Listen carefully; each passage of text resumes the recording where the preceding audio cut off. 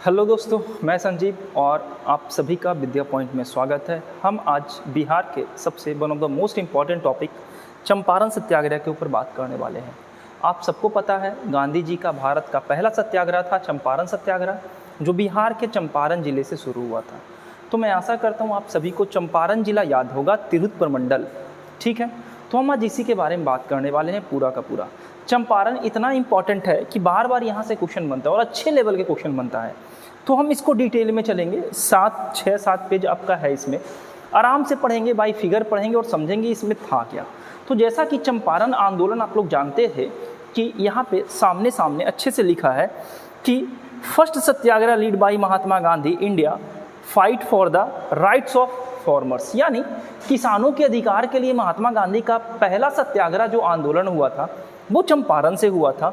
और ये महात्मा गांधी के साथ कुछ अन्य महापुरुष दिख रहे होंगे जो गांधी जी के सहयोग के लिए हमेशा खड़े होते थे।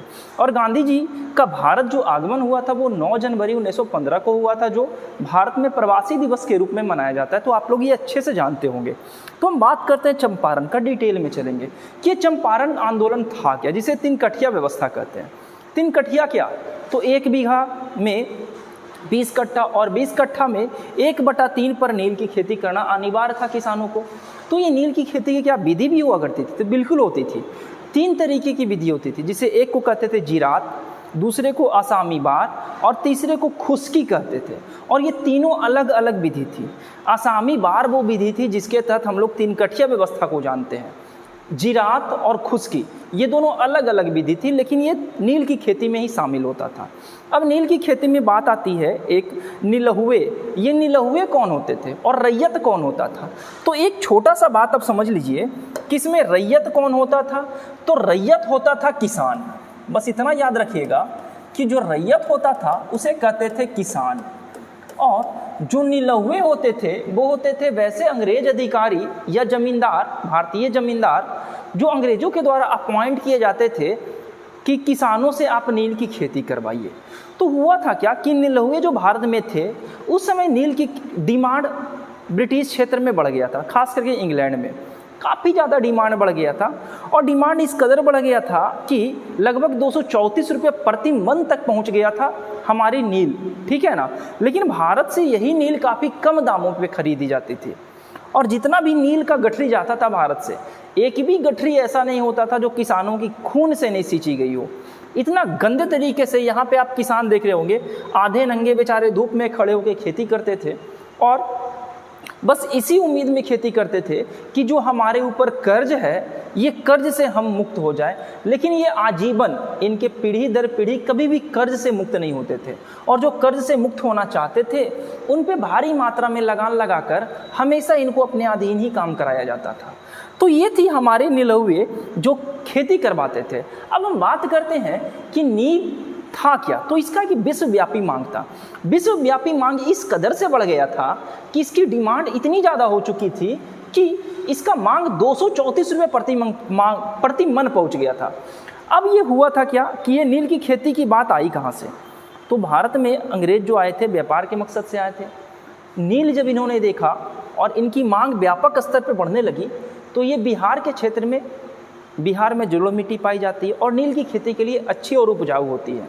लेकिन नील की खेती करने से किसानों को नुकसान ये था कि नील के जड़ें लंबे लंबी होती थी, जिससे मिट्टी का पैदावार एकदम ख़त्म हो जाता था। इसलिए किसान नील की खेती करना नहीं चाहते थे। लेकिन अंग्रेज जबरन नील की खेती करवा रहे हैं। देख रहे हो आप कि ये हौज है जहाँ पे नील की धुलाई हो रही है। दूसरे शिफ्ट वाले लोग बैठे हुए हैं कि जैसे ये निकलेंगे हम चलेंगे, और अंग्रेज अधिकारी सामने बगल में खड़ा होकर टोपा पहनकर यहाँ पे आराम से खड़े हैं कि इन लोगों के साथ व्यवहार कैसा किया जाएगा। तो यहाँ क्या हो रहा था कि जब बंगाल में अजीम उस शान जो बंगाल के नवाब बनाए जाते हैं, उन्होंने क्या किया, अंग्रेज़ों को कालिकता, सूतानाती और गोविंदपुर नामक 3 क्षेत्र दे दिया। अब जब क्षेत्र दे दिया तो ये तीनों को मिलाकर कालिकता बनाया गया, यानी बंगाल के क्षेत्र में। और जब 1764 का बक्सर का युद्ध समाप्त हुआ, जिसमें अवध के नवाब हमारे शुजाउद्दौला थे, बंगाल, वो हमारे थे बंगाल के नवाब मीर कासिम और मुगल बादशाह शाह आलम द्वितीय।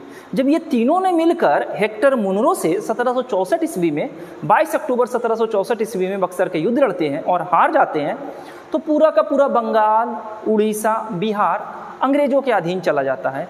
अब अंग्रेज स्वतंत्र हो गए थे लोगों को अपने इच्छा के अनुसार काम करवाने को लेकर। तो इसी तरीके से नील की खेती का डिमांड बढ़ने लगा। अंग्रेज बक्सर की युद्ध जीत चुके थे 1764 में। अब अंग्रेजों का अधिकार हो गया था, अंग्रेज तानाशाह बन गए थे और नील की खेती का डिमांड इतना ज़्यादा बढ़ गया था कि आप देख सकते हैं कि 234 रुपया प्रति, यहाँ पे प्रति मन 234 रुपया भाव पहुँच गया था। लेकिन दुर्भाग्य की बात ये थी कि जर्मनी जो देश है वो प्राकृतिक कृत्रिम रूप से नील बनाना शुरू कर दिया, तो ये डिमांड घट गया और घटकर 100 रुपये प्रति मन पे चला आया। लेकिन अब इंग्लैंड के लिए खुशनसीबी या दुर्भाग्य जो कह ले, ये हुआ क्या कि फर्स्ट वर्ल्ड वार शुरू होता है। 1914 में स्टार्ट होता है और 1918 तक रहता है। ये 1914 से लेकर 1918 तक जो फर्स्ट वर्ल्ड वार हुआ, एक तरफ मित्र राष्ट्र और दूसरे तरफ धुरी राष्ट्र, क्षेत्र बट गए। अब नील का आवागमन, जो कृत्रिम नील था उसका आवागमन बंद हो गया। अब फिर से डिमांड बढ़ने लगी और डिमांड इस तरीके से बढ़ने लगी कि नील की मांग 675 रुपया प्रति टन पहुंच गई। यहीं पे 675 रुपया आपको दिखेगा। 1914 में नील की खेती और ये इसका भाव कहाँ चला गया? 675 रुपया प्रति मन चला गया। मन मतलब होता है कितना? तो एक मन में 40 किलो होता है। बीघा मतलब होता है, एक बीघा मतलब 20 कट्ठा। तो डिमांड काफ़ी बढ़ गया। अब ऑब्वियस ही बात है, डिमांड बढ़ेगा तो अंग्रेज चाहेंगे कि खेती करवाएं, बिल्कुल चाहेंगे।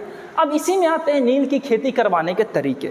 तरीका कैसा कैसा था? तो मैं आपको बताया, एक तरीका जिरात था, एक तरीका आसामी बार था और एक तरीका हमारा था खुशकी। तो ये जो जिरात तरीका था, इसमें अंग्रेज क्या करते थे कि कुछ पैसे दे देते थे किसानों को और कहते थे कि अपनी भूमि पर खेती करो, और उनको बंधक बना के रखते थे और खेती करवाते थे। लेकिन अगर हम आसामी बार को देखें तो आसामी बार वो तरीका है जो आप पढ़ते आए हैं, 3 कठिया व्यवस्था। ये आपको साफ साफ दिख रहा होगा यहाँ कि आसामी बार क्या था, तो 3 कठिया व्यवस्था था। 3 कठिया मतलब कि 1 बीघा में 20 कट्ठा और 20 कट्ठा में 3 कट्ठे पे लगाना है क्या? तो 3 कट्ठे पे लगाना है नील अनिवार्य रूप से। लेकिन मैं जैसा कि पहले बताया आप लोग को, नील की खेती की जड़ें जो थी नील के पेड़ की काफ़ी लंबी लंबी होती थी, पैदावार कम जाता था, ज़मीन को काफ़ी नुकसान होता था, इसलिए अंग्रेज नील की खेती भारतीय नहीं करना चाहते थे। लेकिन चूंकि अंग्रेजों का अधिकार था, पैसे ले रखे थे किसान, मजबूरन क्या करते, उनके साथ अभद्र व्यवहार किया जाता था। आप इतिहास में जानते हैं अंग्रेजों ने कैसा कैसा व्यवहार किया भारतीयों के साथ। जहां आपको फिगर दिखेगा वहां पे दिखेगा बेचारे आधे नंगे टाइप के हैं और खेती कर रहे हैं, और ये खेती अपने लिए, अपने बस पेट भरने, इनको भोजन मिल जाए यही बहुत था उस समय। इतना बुरा हाल कर दिए थे अंग्रेज। ठीक है, तो यहाँ नील की खेती में असीमा बार वो विधि थी जिसमें 3 कठिया व्यवस्था आता है, यानी 1 बीघा में 3 कट्ठे पे खेती करना अनिवार्य हो गया था।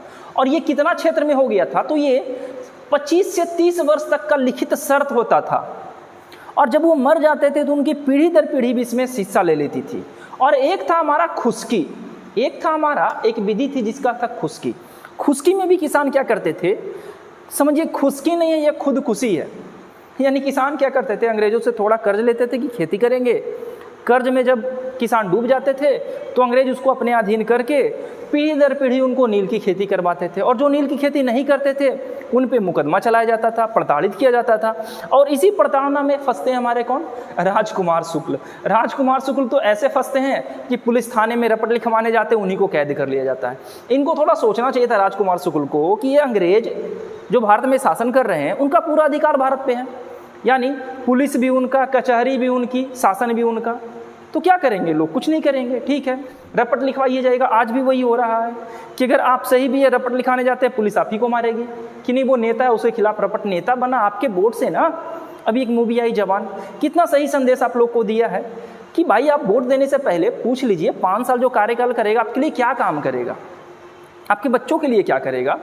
ठीक है, और एक हमारे थे टीचर, उन्होंने बस इतना बोल दिया कि पढ़े लिखे को वोट दो। क्या गलत? सही तो बोले।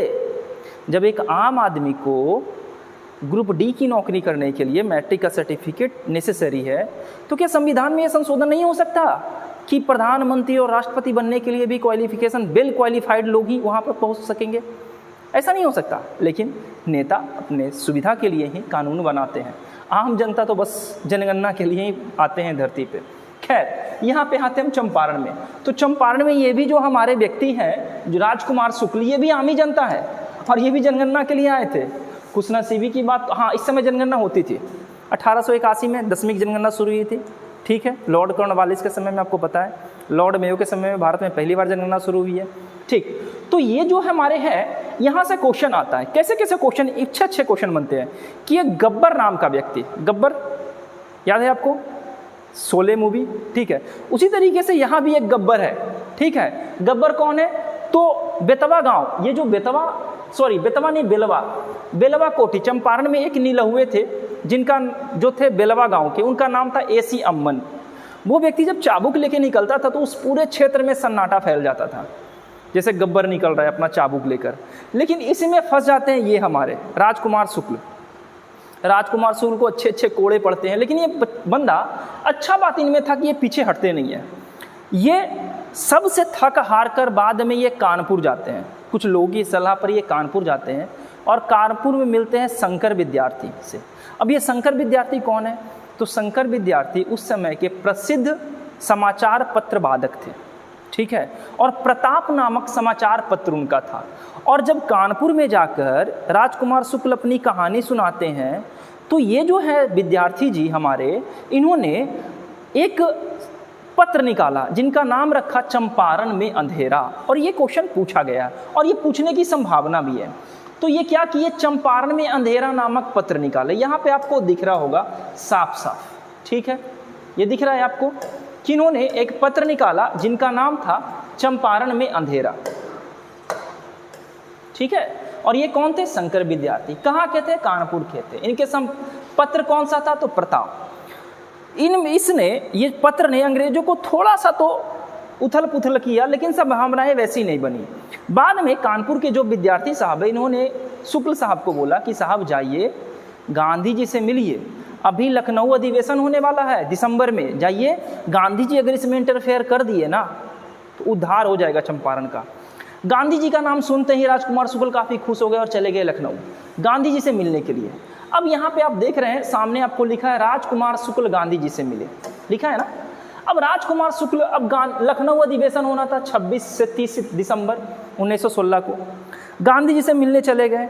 और इस अधिवेशन में जो हमारे हैं अधिवेशन, इसमें बात ही रखी गई चंपारण को मुद्दा को लेकर कि नहीं चंपारण में क्या चल रहा है, नहीं चल रहा है। गांधी जी जब इस मुद्दे को देखे, सारी बातें हो गई, तो गांधी जी अपनी पुस्तक सत्य के साथ मेरा प्रयोग, ये गांधी जी की पुस्तक है, इस पुस्तक में गांधी जी लिखते हैं कि मैं लखनऊ अधिवेशन से पहले चंपारण का नाम तक नहीं सुना था, तिनकठिया नील की खेती क्या होती थी मुझको नहीं पता। और ये जो राजकुमार शुक्ल है, जो इस तरीके से मेरे पीछे पड़ गए कि मुझे विश्वास भी नहीं था कि ये लोग हमें आगे भविष्य में भारत के लिए एक नया रास्ता निकाल कर हमें देंगे।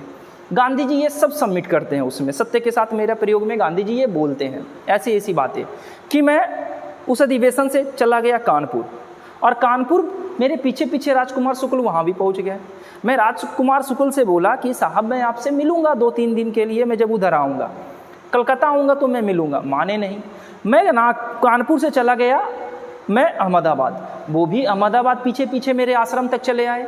बाद में मुझे मजबूरन उनको कहना पड़ा कि ठीक है, एक निश्चित डेट देना पड़ा कि ठीक है मैं आपके साथ आऊँगा, मेरे साथ चलिएगा, हम चलेंगे कलकत्ता। तब जाके वो गांधी जी का पीछा छोड़े हैं। ठीक है, ये कहानी सारी अभी आगे पता चलेगी कि 9 अप्रैल का डेट फिक्स हुआ कि ठीक है सर 9 अप्रैल 1917 को हम लोग चलेंगे। अब राजकुमार शुक्ल सहमत हो जाते हैं। तो ये जो हमारा लखनऊ अधिवेशन, बहुत बार पूछा गया कि किस अधिवेशन में राजकुमार शुक्ल गांधी जी से मिले थे, और ये अधिवेशन इतना इंपॉर्टेंट था ना कि 2300 प्रतिनिधि, यहाँ पे आपको दिख रहा होगा साफ साफ लिखा हुआ कि 2300 प्रतिनिधि इस अधिवेशन में हिस्सा लिया था। और इस अधिवेशन में बातें हुई थी। आईएनसी बात क्या करता था कि जो गरीबों की या किसानों की मांग थी उसी के मुद्दे पे बात करता था। इस मुद्दे पे यही बात किया गया और काफ़ी सफल भी रहा। अब गांधी जी का आगमन होगा चंपारण में, तो आगमन किया। अब 9 अप्रैल 1917 को कलकत्ता से राजकुमार शुक्ल के साथ चंपारण पहुंचने के लिए गांधी जी आगे चलते हैं। अब कलकत्ता से आगे जा रहे हैं तो सबसे पहले गांधी जी चंपारण जाने के लिए कहाँ जाना पड़ेगा? पटना। पटना से जाना पड़ेगा ऊपर चंपारण। एक बार आप थोड़ा सा मैप भी देख लो, क्योंकि अगर मैप आपको रहेगा तो आपके पास लगेगा कि नहीं हाँ मैं कुछ पढ़ रहा हूँ, अदरवाइज तो सब एक ही जैसा लगेगा। तो थोड़ा सा मैप हम निकाल लेते हैं। ये है भारत का मैप, ठीक है। अब कलकत्ता से, और आपको पता है ना कि कलकत्ता कहाँ है, ये हमारा वेस्ट बंगाल का क्षेत्र है।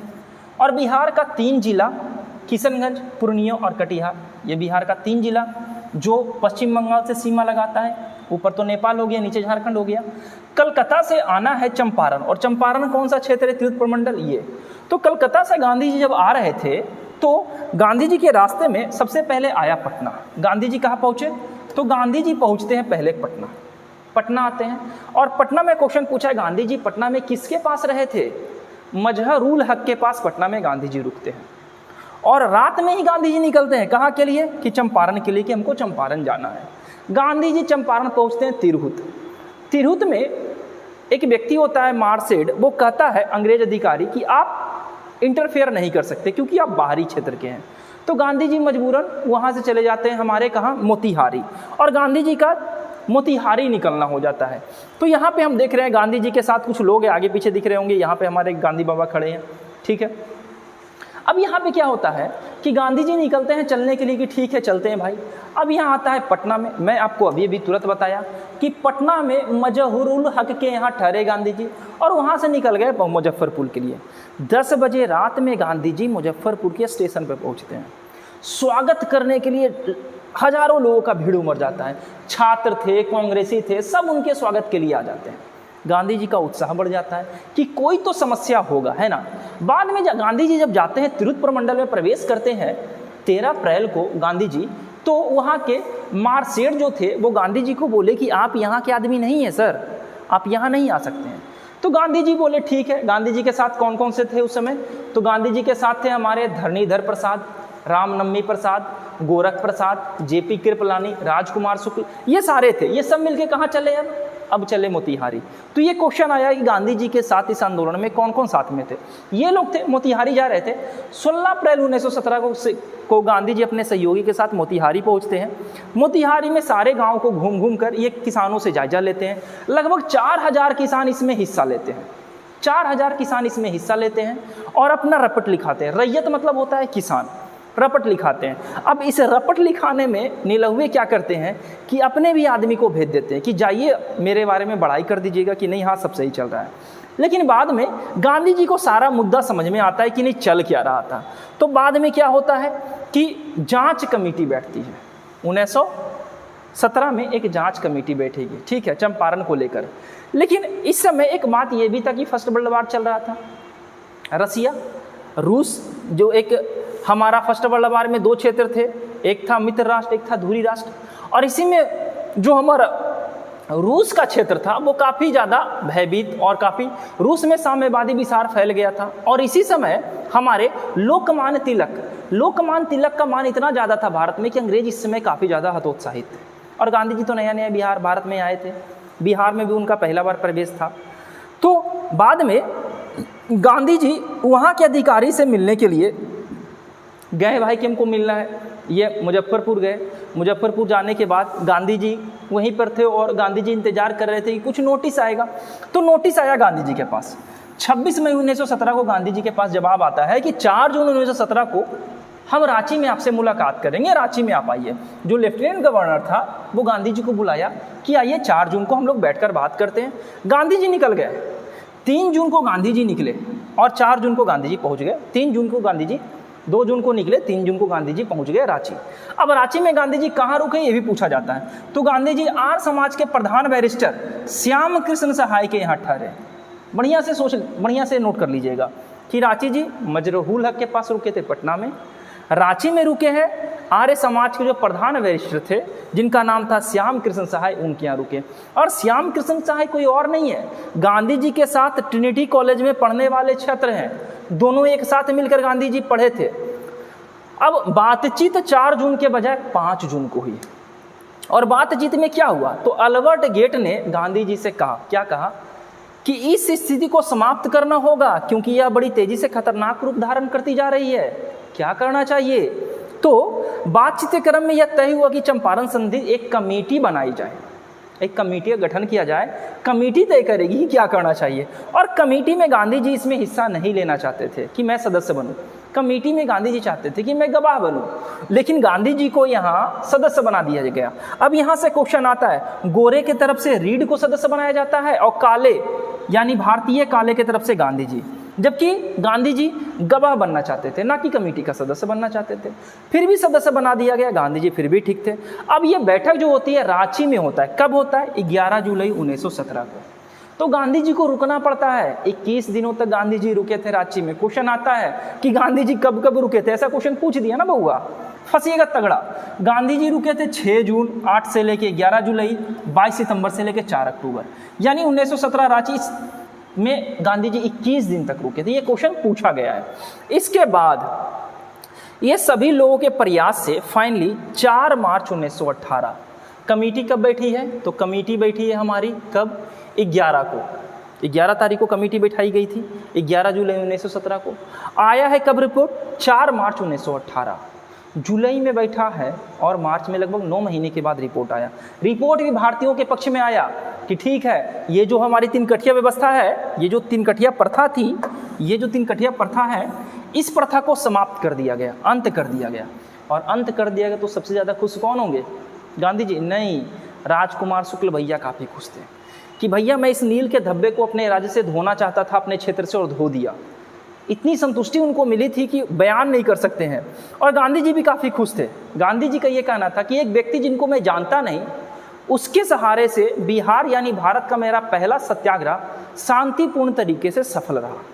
और गांधी जी का इसमें इतना छोटा योगदान होने के बावजूद भी गांधी जी का ये आंदोलन आगे में अहमदाबाद मिल मजदूर, खेड़ा सत्याग्रह, लगातार जो आंदोलन हुआ 1917, 1918, ये सारे सफल होते चले गए। और गांधी जी का एक बड़े पैमाने पर भारत में छवि बनता चला गया। इतना आसान नहीं है गांधी जी बनना। गांधी जी इतने भव्य तरीके से, इतने शांतिपूर्ण तरीके से भारत को आज़ादी दिलाई है कि उनके बारे में जो भी कहा जाए वो कम है। ठीक है, और आज के लोग जिनको ये भी पता नहीं है कि उनका अस्तित्व क्या है, वो नापने चलते हैं गांधी जी को। कितनी दुख की बात है। खैर, हमारी जो चंपारण था यही था, अत्याचारी व्यवस्था से मुक्ति मिल गई वहाँ के लोगों को, लोग काफ़ी खुश हो गए। गांधी जी के पूरे भारत में सराहना की गई और गांधी जी अब अपना अगला आंदोलन करेंगे, खेड़ा सत्याग्रह, अहमदाबाद मिल मजदूर, रॉलेट एक्ट के विरुद्ध असहयोग आंदोलन आएगा। तो ये कंटिन्यूटी हमारी चलती रहेगी। आई होप कि ये पूरी कहानी आपको अच्छे समझ में आई होगी।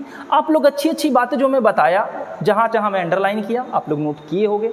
सेशन अगर आपको अच्छा लगा लाइक कीजिए, कमेंट कीजिए। एग्ज़ाम आपके सर पे है, ये इंपॉर्टेंट टॉपिक था इसलिए मैं आपको लेकर आया। इसके बाद में बिहार में रॉलेट एक्ट में बिहार की क्या भूमिका थी, असहयोग आंदोलन में बिहार की क्या भूमिका थी, 1857 ईस्वी के विद्रोह में महिलाओं की भूमिका, बिहार की भूमिका, ये सारे इंपॉर्टेंट्स करेंट मॉडर्न हिस्ट्री के बिहार से संबंधित हम देख लेंगे। ठीक है, पढ़ाई जारी रखिए, सेट लगाइए, मिलते हैं। शुक्रिया।